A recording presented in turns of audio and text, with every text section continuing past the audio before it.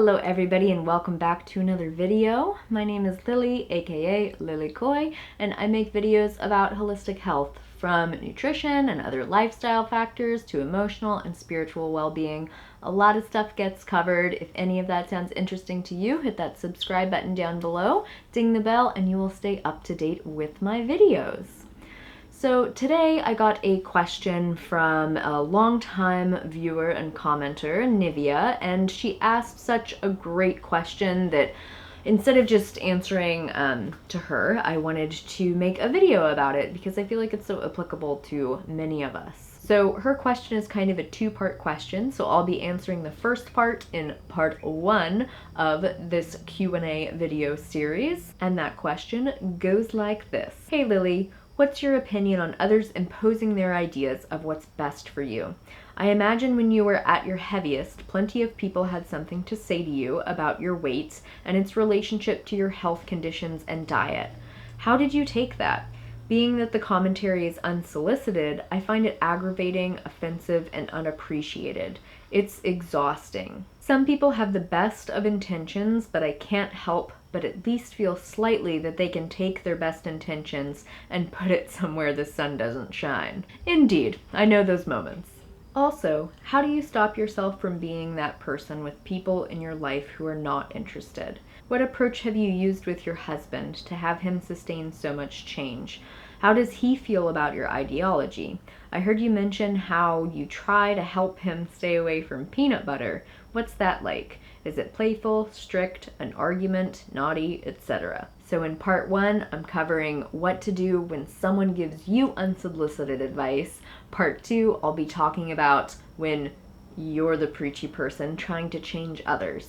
So I read that question and a lot resonated because, as Nivea mentioned, at my heaviest weight, I was eating a diet that was very high in calories and carbohydrates, which is very much counterculture, and I was constantly given advice from, well-intentioned people like friends or family that I should be doing something different. That I was doing it wrong, that I was causing my own health conditions, that I was setting myself up for failure, and gosh, they just couldn't understand why I insisted on doing it wrong. So it's these kinds of unsolicited suggestions from other people that imply, purposefully or otherwise, that we are doing life wrong. Serendipitously, one of my favorite podcasts called Bliss and Grit put out an episode on Monday about this very topic. That episode was called The Micro-Shaming Epidemic, and I had never really thought of it this way before, but it makes complete sense that when someone comes to you with unsolicited advice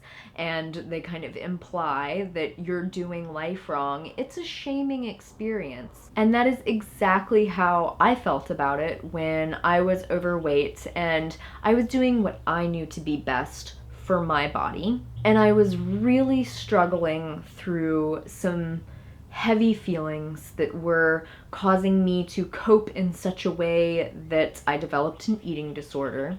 And so every time someone would give me unsolicited advice, like just stop eating so much, not only was it very triggering for the eating disorder, but it was very shaming. I felt ashamed of myself. Now, unfortunately, there's no way that you can really get away with gagging and muzzling other people, not to imply that that's something we would want to do. But since that's not an option, if we're dealing with this type of unsolicited advice that is bringing up shameful feelings, then we need a solution. And fortunately, or maybe unfortunately, just because it's so difficult, that solution is boundaries, a personal boundary. So as someone who was raised to have zero boundaries and not speak up for myself or my emotional needs, and as someone who is very triggered and shamed by the unsolicited advice from other people, it was very difficult for me to get to a point where I was able to have those boundaries. And so once I decided to recover from my eating disorder, once I decided to nourish my body, to take good care of myself, once I decided that being loving towards myself and protecting myself were priorities, I realized that I needed to do something about this very unhelpful, unsolicited advice. So without really knowing it, I started experimenting with boundaries.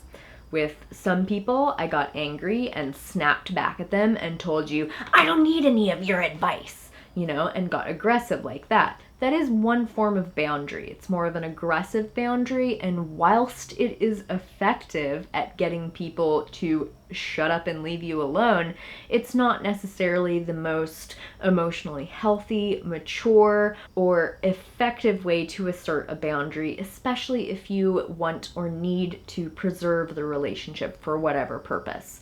So with people who, I did care about, I didn't want to offend or hurt, and or people that I worked with and needed to maintain relationships, I had to figure out a more effective way of communicating my boundaries.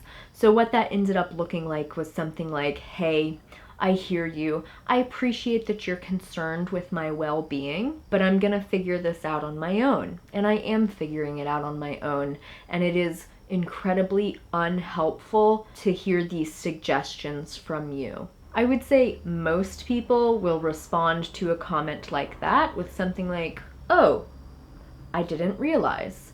And you can just assure them, yeah, I would just appreciate that there not be commentary about my diet or lifestyle. Often we as nice humans who want to be considerate of other people's feelings feel like when we say something like that, we have to throw in a bunch of other stuff like more explanations or apologies. Like, oh no, I'm so sorry. Like, I don't mean this. I don't want to be rude, but no need for that, okay?